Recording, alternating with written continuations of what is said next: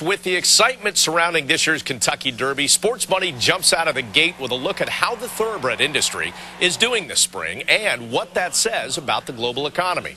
Forbes national editor Michael Ozanian sat down with Jay Blanton, the director of marketing and communications for Keeneland Stables out of Lexington, Kentucky, the world's most prestigious thoroughbred auction house. Now, they met at the Forbes offices to discuss the business of thoroughbred sales and what that business can tell us about the state of sports. Keeneland is known as the Wall Street of the thoroughbred industry. How have you been impacted by the recession?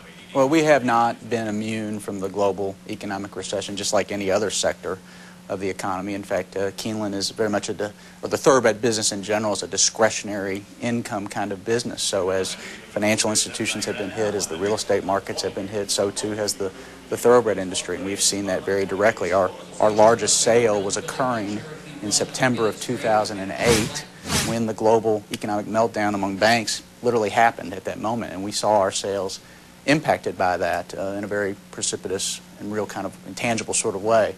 But we're very optimistic now that we're starting, as the economy is starting to move forward both domestically and globally.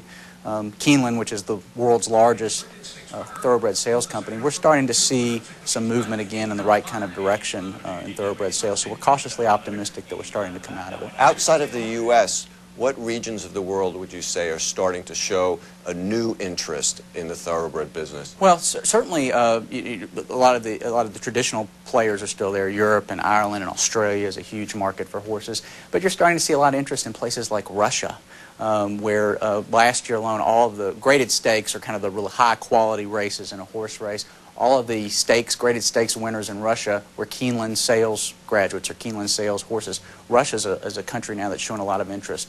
In the Far East, there's interest in places like China, even though they don't have pari-mutuel wagering, but there's a lot of interest in following horses and in the sport.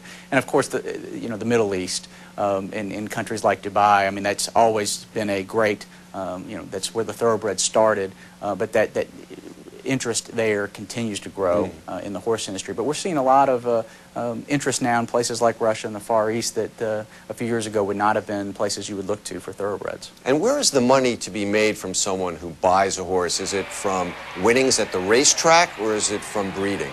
It's a combination of both. I mean, they're interrelated. I mean, if you do well with breeding and you make money there, that money, you hope, at least from our perspective, can go back into purses to do well at the racetrack. But I'll give you a good example of both. We're getting ready to do our April sale, which is for 2-year-old horses who are ready to race right now. In 2008, Big Brown, who won the Kentucky Derby and the Preakness, sold for about $190,000 at that April sale. But then as a 3-year-old, made about $3.5 million in racing, and now is in the breeding shed making money there. So someone made a pretty good return on their investment with a $190,000 purchase and then turned around and got $3.5 million in on the racetrack and now is breeding that horse. The leading contender for the Derby this year is a horse called Lookin' at Lucky.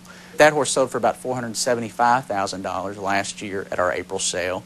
And it was the 2-year-old Eclipse Award winner, the best 2-year-old in the country, made about $1.2 million on the racetrack, just won a major race and is now probably by most accounts, the #1 or #2 contender for the $2 million Derby the first Saturday in May. So it's a bit of both. It's making an investment, watching it hopefully happen to pay off on the racetrack, and then going to the breeding shed and hoping that investment returns for years to come. Have breeders suffered as well because of the recession? Every part of our industry, just as every part of the global economy, has been buffeted by this recession, and it's been taxing on our business. But again, we're starting to see with some recent sales that some cautious optimism. Horses are selling, quality is selling for good prices, and people, I think, are becoming cautiously optimistic. And as spring happens, which is the prime time for horse racing, as you know, in the world, I think there's a lot of optimism in the air about what might be.